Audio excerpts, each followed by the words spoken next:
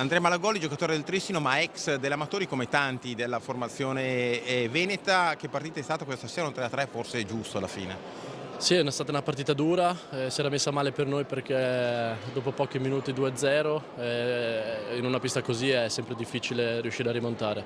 Però ce l'abbiamo fatta, è stato difficile, sapevamo che è una squadra rognosa, però niente, guardiamo la prossima. Ecco, nel vostro ruolino di marcia questi sono 2 punti persi o un punto guadagnato?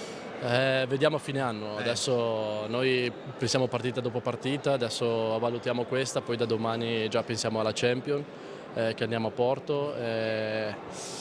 A fine anno, fine girone d'andata, a fine anno vedremo i risultati come sono e faremo i conti. Ecco, intanto la classifica si sta delineando dopo un inizio un po' confuso anche per i tanti posticipi.